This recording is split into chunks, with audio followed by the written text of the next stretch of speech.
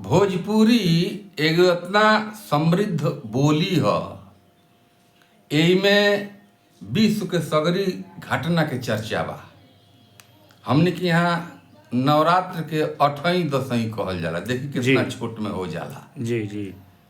आ 8वीं दशईं में नवरात्र में भूत पिचास सब जाग जाला। ओके जगावल जाला। तो पहिले डाइन से लोग डरात रहो, कुल के नाश करतलिए सब, वंश नाश करतलिए सब। लेकिन देखी एगो बोल निकल रहा जगन्नाथवा बो। जी जी। उ काल्पनिक नाम है, केहू के व्यक्तिगत नाम है, केहू बुरा मत मानी।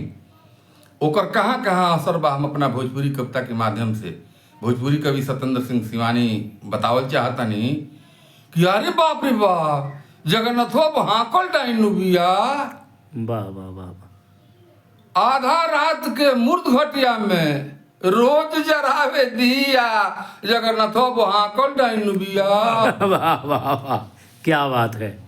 ज्ञान ध्यान परिधान बिगड़लस, ज्ञान ध्यान परिधान बिगड़लस, आप इसके दरवान बिगड़लस। वाह वाह वाह। आ खान पान तो बिगड़ल जाता, कितने कुल खानदान बिगड़ल। वाह वाह वाह वाह, क्या बात है।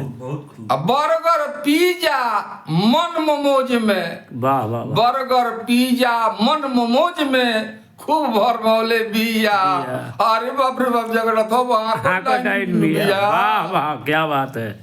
घर घर पड़ल मंथरा पहरा, घर घर पड़ल मंथरा पहरा, आ शिष्टाचार बा भइल व्यवहारा। वाह। छोटो लड़का अपना से बड़ आदमी के गोड़ नहीं खसा लगता, सलाम करता है। जी सही बात बा। घर घर पड़ल मंथरा पहरा, शिष्टाचार बा भइल व्यवहारा।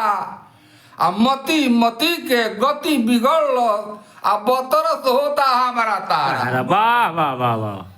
बिना आग के मैं दुनिया के बारत जारत बिया। अरे बाप रे बाप, जगन्नाथ बाबू हाकल डाइन बिया। बहुत खूब बहुत खूब।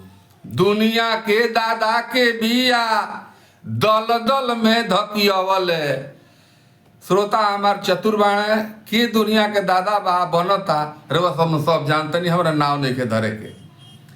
दुनिया के दादा के बिया दल दल में धकियावले, आ पोछिटा खोल पछाड़ उघरलस, पोछिटा खोल पछाड़ उघरलस, खूब बिया पोकियावले।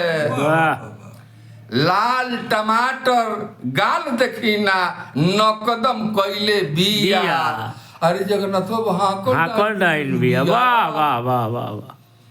टोटका टोटरम की चूल्हा में जरलस लाज आया के, टोटका टोटरम की चूल्ही में जरलस लाज आया के। आ बया बया रोता तुरलस ममता की माया के। चल चली पश्चिम बंगाल में खोरी खोरी के जारी, खोरी खोरी के जारी बारी, घूरा पर जम के दिया। अरे जगन्नाथ हाकल डाइन बिया। वाह वाह वाह। के उठी कहवा के बैठी, देखते भी नहीं अपना बिहार की कुल दशा। जी जी। के उठी कहवा के बैठी, भरलस खूब कनैठी। वाह। आ के जानोता कब कहाँ उ केकरा घर में पैठी। वाह। राजपाठ प्रजा सबके उखमज में डलले बिया। अरे जगन्नाथ बाबू हाकल डाइन बिया। वाह वाह वाह वाह। जगन्नाथ बाबू हाकल डाइन बिया। वाह कवि जी वाह। आई देखी बहुत जगह जगन्नाथ बाबू तो पेरते बिया जी, जौना के सब वर्णन हम नहीं कह सकत। आई अंतिम स्टेंजा बा कि डलले बिया भरमना में ई बहकल बिया बनेरा, डलले बिया भरमना में ई बहकल बिया बनेरा। आ फ्लाइट मूड में डाल के सबके भला बनौलस भेड़ा। वाह। पहले के पुरनिया कहिए जब 8 दशई चढ़ी नु नवरात्र के बाबू लीला पकड़िया टीका कल, फ्लाइट मूड में डाल के सबके भला बनौलस भेड़ा। करिया टीका कर शिवानी कहत रहल हिया अरे बाप रे बाप जगन्नाथवा बोहा को डाइन बिया